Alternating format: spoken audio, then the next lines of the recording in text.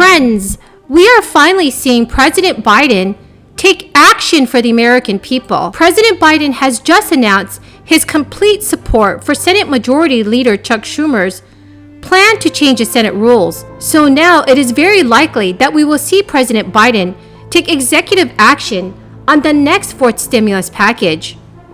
Friends, remember, I'm here every single day to keep everyone in this community up to date on all of the latest, most accurate and reliable news. I want to help everyone in this community by being your daily advocate for more financial relief. So friends, please make sure that you are subscribed to my channel and share this video with any of your friends or family that are seniors, Social Security, SSI, SSDI, RRB, or VA beneficiaries. So what's happening right now is a really big deal.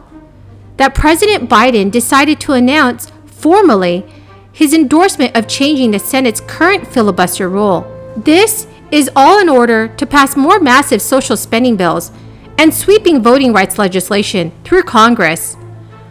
According to his speech in Georgia, President Biden is tired of being quiet. His speech is something that many Americans have been waiting for. Over the past few weeks, President Biden has kept quiet on very important issues that are happening right now in Congress. So it's wonderful to finally see that President Biden is finally standing up for the American people. In one of the most significant speeches of his presidency so far, President Biden said that America was at a moment to choose democracy over autocracy. Even Vice President Kamala Harris spoke and urged in Congress to pass important legislation that is currently stalled, and this is due to multiple disagreements on several relief provisions. I myself completely agree with President Biden and Vice President Harris. It is important that our lawmakers in Congress put their differences aside and actually pass bills that would help Americans. It has definitely been frustrating over these past few weeks, hearing how our lawmakers, like Senate Democrat Joe Manchin, have been stalling negotiations. President Biden even stated in his speech that Republicans had wrongly used a filibuster, turning the United States Senate into a shell of what it once was. Republicans have made it very, very difficult for important legislation to pass through Congress, and that includes voting rights bills. So Democrats, like Senate Majority Leader Chuck Schumer, have no other option but to change the Senate rules just in order to get more relief bills passed. So far, President Biden has not endorsed a specific change to the rule, but Biden did say that he backed changing the filibuster, which currently requires 60 votes to advance legislation. And it is a challenge for the voting rights legislation given lack of support from Republicans. During his speech, President Biden did not mention Senators Joe Manchin and Kristen Sinema, the two biggest defenders of the filibuster from the Democratic side of the chamber. But the good news is that President Biden has made it clear that his patience has run out after months of negotiations at the White House and on Capitol Hill within his caucus to try to find a way forward on voting rights. So it's really nice to see, friends, that President Biden is done having quiet conversations with stubborn members of Congress. President Biden is finally speaking up for the American people. Friends, the keyword for this video is popcorn. If you would like to enter this coming Friday's $100 Walmart gift card giveaway, please enter this keyword and any keywords of any video that you watch. Please click and like my videos, and also please make sure that you are subscribed to my channel. Thank you so much, friends. Now, progressive lawmakers in the House have already urged President Biden to enact parts of the House $2 trillion social spending bill. The leader of a group of 95 left-wing House Democrats called on President Biden to take executive action on implementing portions of the $2 trillion Build Back Better Act.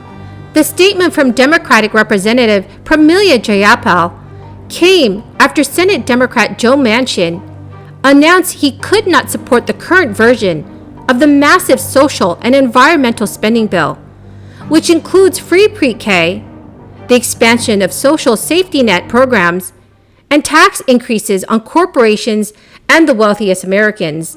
So it should definitely be on Congress's top priority to get Biden's Build Back Better bill passed so that Americans can receive much more financial relief. According to Representative Jayapal, the White House must continue to act on a parallel track by using the president's incredible powerful tool of executive action. So the one fact is that President Biden could actually take executive action on the social spending bill and skip all of these annoying negotiations with lawmakers like Senator Manchin. Representative Alexandria Ocasio-Cortez also thinks that President Biden has the power to do a lot more.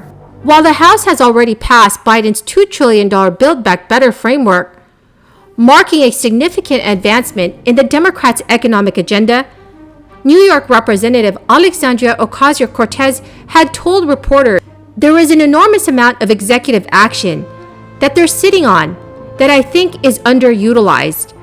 We've got executive action on the table.